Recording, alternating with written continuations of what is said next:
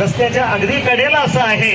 मान्यता मिळविण्या अगोदर आम्ही गेले कित्येक वर्ष आमच्या समोरील फुटपाथ दुरुस्तीकरिता अर्ज करीत होतो, परंतु राजकीय हस्तक्षेप असल्यामुळे गेले 5 ते 7 वर्ष इथे फुटपाथ खोदून व्यवसायात जाणून बुजून अडथळा आणला गेला. त्यामुळे आमचं खूप मोठं नुकसान झालेलं आहे. आम्हा गाळेधारकांना कोविड महामारीमध्ये सुद्धा आमचे मोठ्या प्रमाणात नुकसान झाले. तरी सुद्धा आम्ही गाळेधारकांनी पुणे महानगरपालिका मालमत्ता व्यवस्थापक या विभागाला कोणत्याही प्रकारची दिरंगाई न करता सन 2023 पर्यंत पूर्ण महानगरपालिकेचे सर्व भूभाडे रीतसर भरत आलेलो आहोत. आम्ही कायदेशीर गाळेधारक आहोत. रस्त्याच्या सुशोभीकरणासाठी आम्ही आमचे गाळे स्टॉल काढले आहेत. आजही त्या ठिकाणी गाळे होते.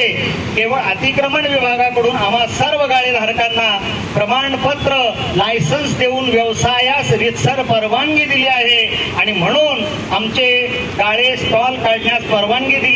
आणि आज काही राजकीय लोकांना हे मिनी मार्केट काढून 30 व्यावसायिकांना रस्त्यावर आणायचे होते. त्यांचा हा कटू उद्देश मंडई प्रतिनिधींना आणि हाणून पाडला.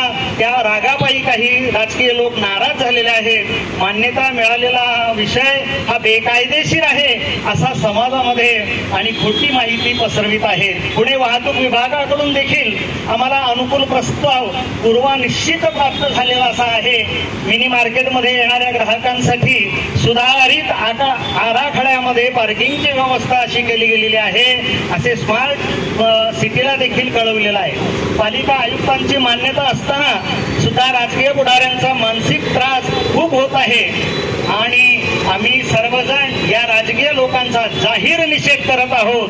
जाहीर निषेध, जाहीर निषेध, जाहीर निषेध, जाहीर निषेध. सर्व प्रकारची मान्यता